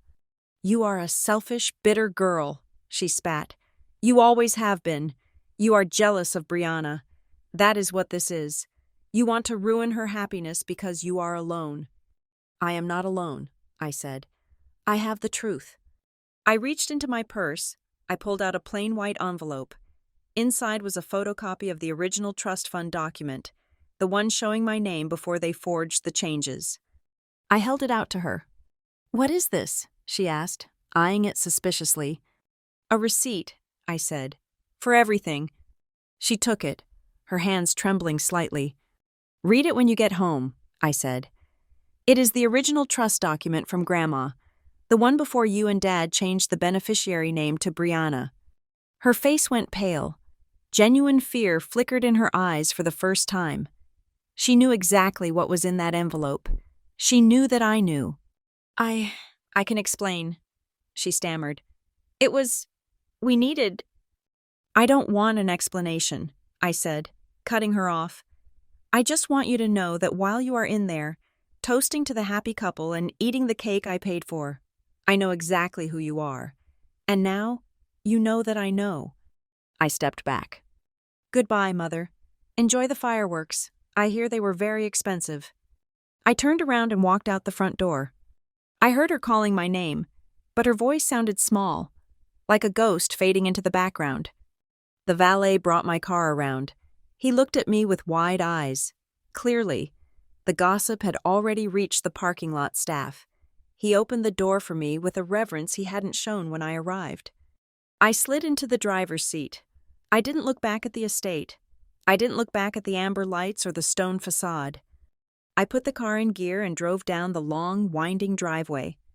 As I reached the main road, I saw a flash of light in the rearview mirror. The fireworks had started. Huge, blooming flowers of red and gold exploding against the dark sky. I didn't stop to watch. I had seen enough explosions for one night. And unlike the ones in the sky, the explosion I had just lit was going to last a lot longer than a few seconds. The morning after the wedding, I did not wake up to the sound of birds chirping or the gentle light of the Portland sun. I woke up to a phone that was vibrating so violently against my nightstand that I thought we were having an earthquake. I rolled over, my head throbbing slightly from the single glass of wine I had allowed myself the night before, and tapped the screen. I had 342 text messages. I had missed calls from numbers I didn't recognize. My LinkedIn notifications were capped at 99 plus, and my Instagram, an account I hadn't updated since a trip to Napa 4 years ago, was exploding. I opened the first link sent to me by an old college friend. It was a TikTok video. The caption read, POV, you call your sister a pig, but she owns the company your husband works for. Karma wedding fails, CEO energy. I pressed play. The footage was shaky, clearly filmed surreptitiously from a table near the front. It showed Brianna on stage, looking manic and cruel, pointing the microphone at the back of the room. The audio was crisp, a fat pig, single, lonely, and just taking up space. Then, the camera whipped around. It zoomed in on me. I saw myself standing up. I saw the navy blue dress. I saw the absolute stillness in my posture. I watched myself walk toward the bar, turn around, and deliver the line that was apparently now echoing around the globe. Mr. Porter, I will see you at 9 o'clock on Monday morning. Conference room 14B. The video ended with a freeze frame on Liam's face, which was twisted in a rictus of pure terror. I looked at the view count. 4.7 million views.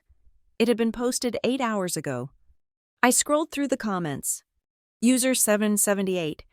Did she just fire him at his own wedding? I am screaming. Corporate baddie. The way she didn't even raise her voice. That is queen behavior. Audit this. Never bully the quiet one at the wedding. You never know who holds the purse strings. Seattle Tech, watch. Wait, is that Amelia Flores? The new Northbridge CEO? Someone Google her right now. I closed the app. My stomach did a slow roll. I had wanted them to know. I had wanted the room to know. I had not necessarily wanted the entire English-speaking world to know. I sat up and opened my laptop. The internet works fast. Several digital news outlets had already picked up the story, aggregating the TikTok video with my official press release from Northbridge. BuzzFeed. The viral wedding moment that just exposed a corporate takeover. Business Insider. Who is Amelia Flores? The new Northbridge CEO goes viral before her first day. I was a meme. I was a symbol. To the internet. I was the ultimate underdog story. The overlooked sibling who secretly ran the world. They were projecting their own fantasies of revenge onto me. They didn't know about the embezzlement. They didn't know about the trust fund. They just knew that a mean girl got shut down, and the internet loves nothing more than a swift execution of justice. My work phone rang. It was Sarah Jenkins, the Vice President of Communications for Northbridge. Amelia, she said, her voice tight but controlled. Good morning. I assume you have seen the internet. It is hard to miss, Sarah, I said, rubbing my temples. Okay, here is the situation, she said, shifting into crisis management mode. The sentiment is overwhelmingly positive for you personally. You are polling as strong, competent, and badass, to use the social media vernacular. However, we need to be careful. We do not want this to look like a messy domestic dispute bleeding into corporate governance. I understand, I said. We have prepared a statement, Sarah continued. It says that Northbridge is aware of the video and that personnel matters are handled with the utmost confidentiality. We are advising you to stay offline. Do not reply to comments. Do not post anything. Let the mystery work for us. Let the internet write the legend while we handle the business. Fine, I agreed. No comments. Also, she added, her voice dropping a decibel, the chairman sent an email. You should read it. I hung up and opened my secure work inbox. There was an email from Arthur Sterling, the chairman of the board. Amelia, I trust you are handling the sudden influx of attention with your usual composure. The board stands behind your appointment completely. However, regarding the situation with Mr.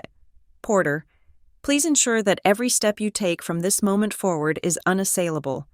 Any action taken against him must be based strictly on fiduciary breaches, not personal grievances.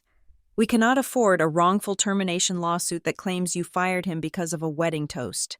Keep the lines clean. Arthur. It was a polite way of saying, Don't let your anger wreck our stock price. I respected that. I appreciated it. It was the grounding wire I needed. Then, I saw another email. It had arrived at 3 in the morning. Subject: please read. I can explain everything. From Liam Porter, personal. I hesitated. Part of me wanted to delete it unread, but the auditor in me needed to see the data. I opened it. It was a wall of text. 3 pages of rambling, desperate prose. Amelia, I don't know where to start. I am so sorry. I had no idea it was you. If I had known, obviously I never would have let Brianna say those things. You have to understand, I have been under so much pressure. Brianna, she has a vision for her life, and I just try to support her. She told me the billing structure was standard for events. She told me everyone did it. I was just trying to make her happy. You know how she gets when she doesn't get her way. She wears you down. I was weak. I admit that. But I didn't do it for me. I did it because I love her and I just wanted peace at home. Please, Amelia, don't destroy my career over this. We just bought the house. We have the mortgage. If I lose this job, we lose everything. I can pay the money back. I can work for free. Just please, don't make this a legal matter. It was a mistake. I was stupid. But I am not a criminal. Brianna pushed me into it. We are family, please. Liam. I read it twice. Then I leaned back and stared at the ceiling. There it was, the final confirmation of who Liam Porter actually was. He didn't apologize for stealing. He didn't apologize for the fraud. He apologized for not knowing it was me. His regret was entirely contingent on my power. If I were still just Amelia the office worker, he would be sleeping soundly right now, content with his stolen money. And worse, he blamed Brianna. Don't get me wrong, Brianna was guilty. She was greedy and manipulative, but Liam was a grown man. He was a director of finance. He had a fiduciary duty. He had signed the checks, yet here he was, throwing his wife, the woman he had married less than 24 hours ago, directly under the bus to save his own skin. He claimed he did it for love, but the moment the heat was on, love evaporated and self-preservation took over. I felt a surge of disgust so potent it almost tasted like copper in my mouth. My computer pinged again. This time, it was an encrypted email from the external counsel I had retained. A shark of a lawyer named David Chen. No, wait, not Chen. I blinked, correcting my memory. His name was David Katz. Amelia, preliminary review of the Project Willow files is complete. If you proceed with a formal complaint, this goes beyond civil liability. This is wire fraud. Given the interstate nature of the transactions, Denver vendor, Seattle headquarters, the FBI could be involved. Mr. Porter is looking at 5 to 10 years. Realistically, Ms. Flores Porter could be charged as a co-conspirator and for tax evasion on the shell company. However, if you choose to handle this internally, we can structure a restitution agreement. He signs over assets. You decline to press charges. He is terminated for cause with a sealed record. It is cleaner for the company, less press, but it lets them avoid prison. Your call. I sat there, the 2 emails open side by side. On the left, Liam's pathetic begging. On the right, the power to put my sister and her husband in federal prison. It was a dizzying amount of power. I thought about the fat pig comment. I thought about the table by the kitchen door. I thought about the trust fund my parents stole. A dark, hot part of me wanted to burn it all down. I wanted to see them in orange jumpsuits. I wanted to see my mother crying in a courtroom. I wanted to visit Brianna in a visitation room and ask her if the prison food was up to her standards. It would be justified. They had broken the law. They had broken me, over and over again. But then, I looked at the meme again. Never bully the quiet one. The internet thought I was a hero because I was dignified, because I was professional. If I sent my sister to prison, would I still be that person? Or would I become the monster they always told me I was? Would I be proving my mother right? That I was bitter, jealous, and vindictive? I closed my eyes. I felt like I was standing on a knife's edge. I opened a blank spreadsheet. It was my ritual.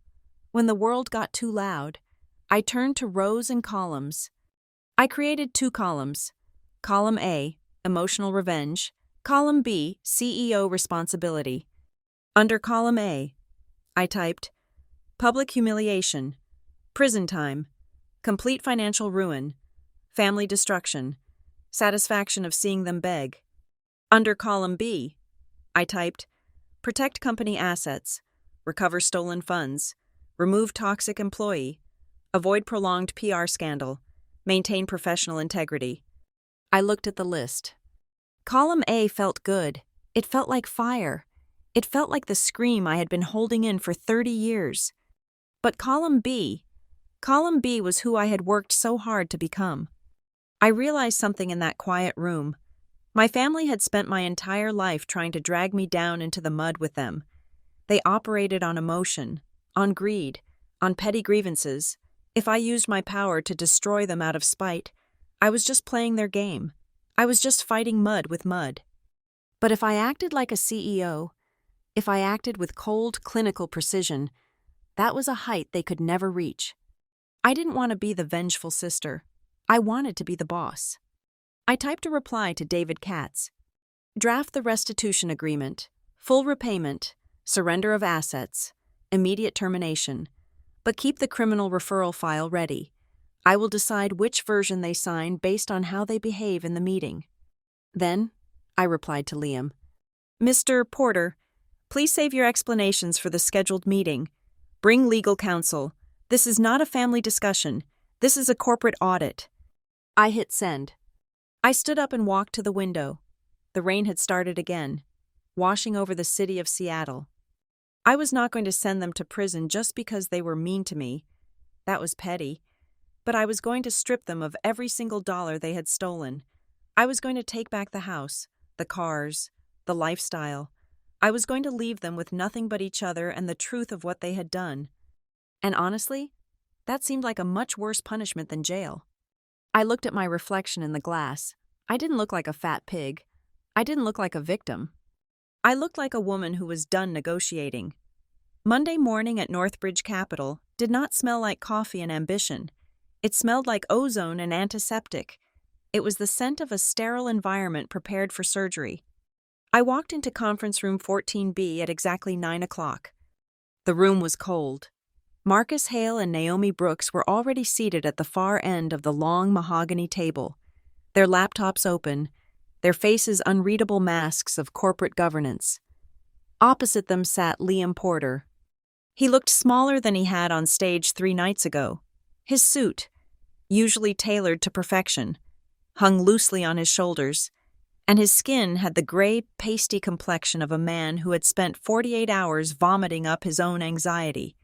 Beside him sat a lawyer I recognized, a junior partner from a mid-tier firm, clearly hired in a panic on a Sunday afternoon. I did not sit at the head of the table. I walked to a chair against the wall, positioning myself as an observer rather than a participant. "Good morning," I said.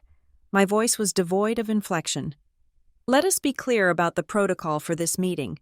Although I am the CEO of this organization, my personal connection to the parties involved creates a conflict of interest. Therefore, I am recusing myself from the final decision-making process regarding Mr. Porter's employment and legal standing. I am here solely to provide context to the independent committee." Liam looked up at me. His eyes were red-rimmed. He opened his mouth to speak, perhaps to say, "Amelia," or "please," but his lawyer placed a sharp hand on his forearm to silence him. "Thank you, Ms. Flores," Naomi said. She didn't look at Liam. She looked at the data projected on the screen. "Mr. Porter, we are here to discuss a series of financial irregularities discovered during the acquisition audit of Helios Ledger Consulting, specifically, payments totaling $214,000 to a vendor listed as Lumiere and Lace Events. Cut to the executive lounge, 10 floors up. Brianna was waiting for me in a small, soundproof breakout room usually reserved for sensitive HR exits. She did not look like the radiant bride from Saturday. She looked like a wreckage. She was wearing oversized sunglasses and a tracksuit, clutching a crumpled Starbucks cup like a lifeline. In her other hand, she held the envelope I had given our mother, the photocopy of the trust fund document. When I walked in, she didn't stand up. She took off her glasses, revealing eyes swollen shut from crying. But the glint in them wasn't sorrow. It was fury. "Are you happy?" she snapped. Her voice was raspy. "Is this what you wanted? You wanted to humiliate me. You wanted to ruin the one day that was supposed to be mine." I sat down opposite her. I placed a folder on the table between us. "I didn't make you defraud a company, Brianna," I said calmly. "And I didn't make you call me a pig on a microphone." "Oh, get over it," she screamed, slamming her hand on the table. "That is what this is about. You are jealous. You have always been jealous. You are jealous that I have a life and you have a career. You are jealous that Mom and Dad like me better. So you staged this coup. You let that video go viral on purpose. You want the world to think I am a monster so you can feel better about being alone." Cut back to Conference Room 14B. "The pattern is undeniable," Naomi continued, her laser pointer tracing the flow of funds on the screen. "Invoices approved by you, Mr. Porter, for services at 300% of market value. Funds transferred to the vendor. Funds then moved within 48 hours to a joint account held by you and your wife." Liam's lawyer cleared his throat. He adjusted his tie, looking uncomfortable. "My client does not deny the transactions took place," the lawyer said. "However, we contest the intent. Mr. Porter is a victim of domestic coercion." I watched from the wall. I saw Liam nod vigorously. "Explain," Marcus said, his pen hovering over his notepad. "Mr. Porter was under extreme duress," the lawyer said smoothly.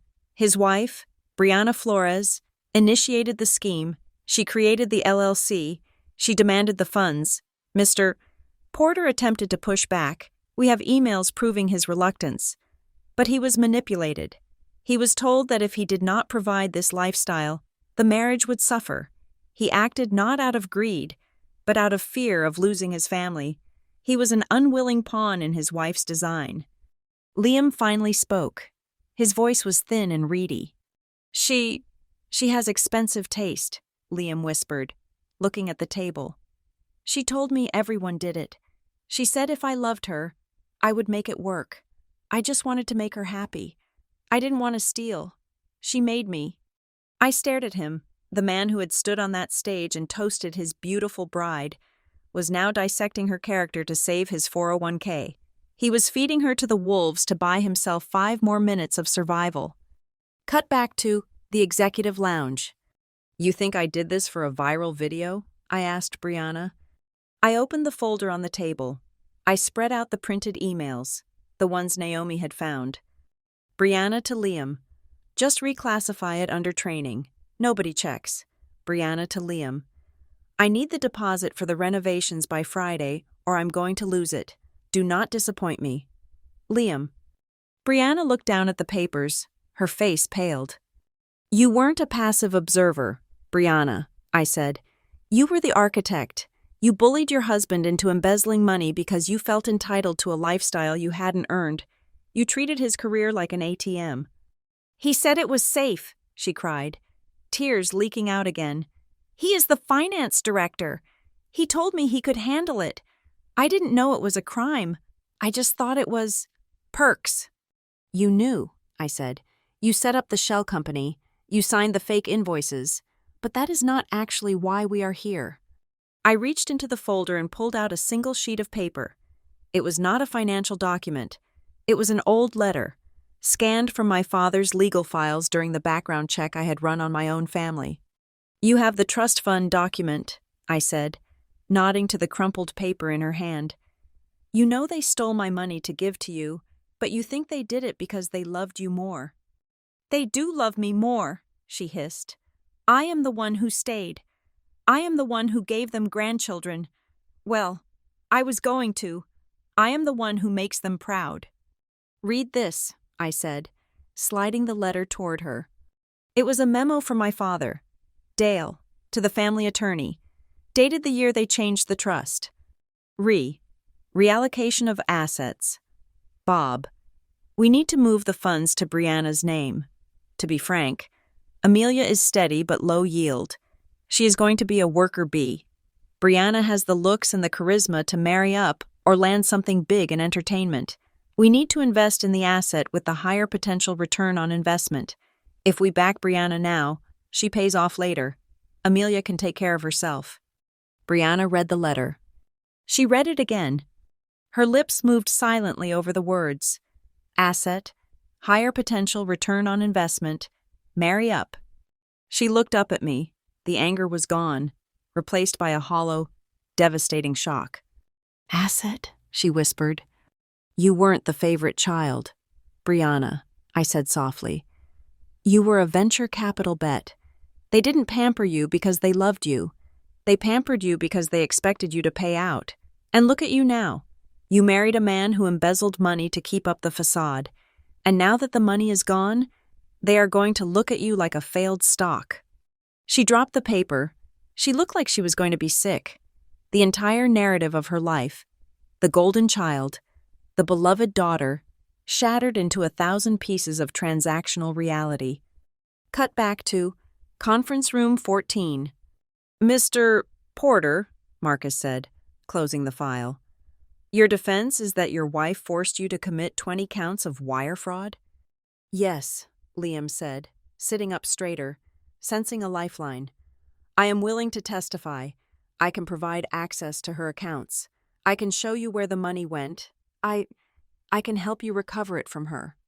The room went silent. It was a profound, heavy silence. Even the lawyer looked down, embarrassed by the sheer cowardice on display. Liam looked at me, his eyes pleading. Amelia, please, you know how she is. You know how your family is. They pressure you. They make you do things. I am just like you. I was a victim of the Flores family expectations. He was trying to bond with me over the abuse of my own sister. He was trying to leverage my trauma to excuse his felony. I stood up from my chair against the wall. I think we have heard enough context, I said. Liam smiled tentatively. He thought he had won. He thought he had played the Amelia is the good one, Brianna is the bad one card successfully. Cut back to the executive lounge. Brianna was staring at the wall. She looked stripped. They used me, she whispered. And Liam used me too. He bought me things so I wouldn't ask questions about why he was so stressed. He used the money to shut me up. And you let him, I said. She looked at me, her eyes flashing with a last spark of defiance. So what now? You send us both to jail? You win? Is that it? No, I said. I am not sending you to jail. She blinked. What? I am giving you a choice, I said. Northbridge is going to demand full restitution, $214,000, plus legal fees. I don't have that kind of money, she cried. It's gone. The wedding. The house. Exactly, I said. So you will sell the house. You will sell the cars. You will liquidate everything, and you will pay us back. But I'll be homeless, she said, her voice trembling. I'll have nothing. You will have your freedom, I said, which is more than you deserve. I stood up and walked to the door. I paused and looked back at her. And Brianna? One more thing. Stop telling yourself you are a victim. You saw the invoices. You spent the money. You mocked me at that wedding because it made you feel powerful. I am not the villain for holding you accountable. I am the only person in your life who is actually treating you like an adult instead of an asset. If you want to survive this, I said, you need to stop being their show pony and start being a human being. But that work? That is on you. I am done paying your bills. Cut back to Conference Room 14. The committee has reached a preliminary decision, Marcus said, looking at Liam with open disdain. We will not be pursuing criminal charges at this time, provided a full restitution agreement is signed within 24 hours. Marcus stated. Liam let out a sob of relief. Oh, thank God. Thank you. I will sign anything. However, Marcus continued, his voice icy, Your employment is terminated immediately for cause, and regarding your offer to testify against your wife. Marcus looked at me. I nodded once. Northbridge declines your assistance, Marcus said. We are not interested in helping you scapegoat your spouse to clear your own name. We find your attempt to shift total liability onto Mrs. Porter to be ethically repugnant. Liam froze. You are both liable, Marcus said. Jointly and severally, you will both pay it back. And Mr. Porter, if we hear one word, one single whisper, that you have tried to blame this entirely on her in the press or in private, we will reactivate the criminal referral file. Do you understand? Liam looked at me. He realized then that I hadn't saved him. I had trapped him. I had forced him to stay bound to the woman he had just tried to betray. I had locked them together in a cage of their own debt. I understand, Liam whispered. Get out, I said from the wall. He stood up, his legs shaking, and walked out of the room. He walked out of his career, out of his reputation, and back to a wife who now knew exactly what he was worth. I looked at Marcus and Naomi. Good meeting, I said. Now, let's get back to work. We have a merger to finish. The final meeting of the Northbridge Independent Ethics Committee was brief, clinical, and devastating. I sat in a chair against the wall, my hands folded in my lap, acting solely as a witness while the heavy machinery of corporate justice ground Liam Porter into dust. The committee chair, a gray-haired woman named Eleanor with a voice like gravel, read the verdict. First, Liam Porter was terminated effective immediately for gross misconduct and violation of the company code of ethics. Second, the full investigative file regarding the embezzlement of $214,000 would be turned over to the State Financial Crimes Division for potential prosecution. Third, regarding Brianna Flores, who was not an employee but a beneficiary of the fraud, Northbridge extended a civil offer. If she agreed to a strict repayment plan and liquidated assets to cover the debt, the company would not press for immediate incarceration, though the state prosecutor might still have questions. When Eleanor asked if I had any final words for the record, I stood up. The room went quiet. They expected me to be angry. They expected a woman scorned.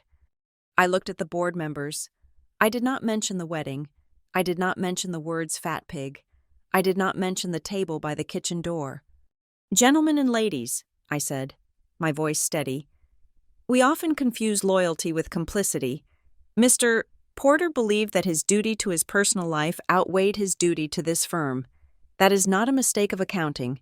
That is a mistake of character. In business, as in life, we are defined by what we refuse to tolerate. Thank you for your diligence. I walked out of that room, and I did not look back. 2 days later, I flew back to Iowa. I drove a rental car to the yellow house where I grew up. It looked smaller than I remembered. The paint was peeling slightly near the gutters, a detail my parents had likely ignored because they were too busy spending my money on upgrading Brianna's lifestyle. Brianna was waiting for me in the living room. My parents were not there. I had insisted through my lawyer that this meeting be between the two of us. The house was quiet. The ghosts of my childhood were in the corners. The ghost of the girl who was cropped out of photos. The ghost of the teenager who had her savings stolen. I sat down at the dining table, the same table where I had been told to be less selfish. I placed a thick legal document in front of Brianna. "What is this?" she asked. Her voice was dull. She looked tired, stripped of the makeup and the bravado that had defined her for 30 years.